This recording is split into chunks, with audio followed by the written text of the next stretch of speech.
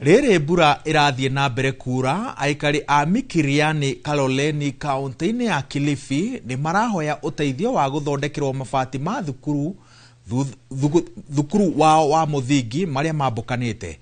Makiaria hindi ya kwamukira mabati ma guthondeka irathi imwe, maugite ati irathi itanyihire 10 nicio ciambukite mabati, undu uria ukoretwo ukihinga arutwo gukorwo magithoma riria kwaura. Maroiga ati maretigira ugwati wa arutwo kugwirwo ni mabati maya kungigia mbura ya kihuhukanio.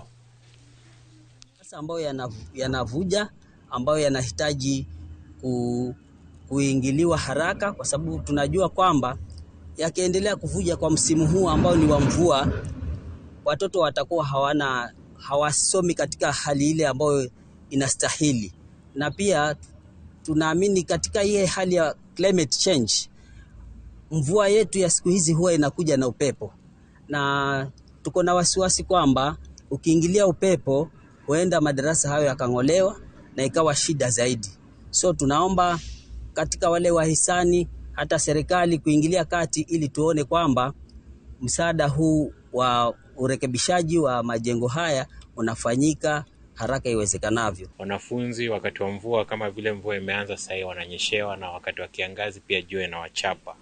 So tuliangalia tukaona ni muhimu sana tuwasaidie kukaa kwa mazingira bora ya kusoma darasani. Tunasema tunashukuru kwa ajili ya msaada huu wa mabati, kwa sababu changamoto ilikuwa ni watoto wakiwa darasani, mvua kama inanyesha, mara nyingine mvua huja na upepo, watoto unaona wanahangaika, wanavuta madawati huku na huku, walimu hawapati muda mzuri wa kufundisha. Ni kwa ajili ya hiyo mvua inatatiza watoto. Kuna madarasa ambayo ndio yako na leakage, ambayo ni takriban 11. Na hofu yetu ni kwamba kadri hii mvua vile ambavyo imeanza ikiendelea, wanafunzi wetu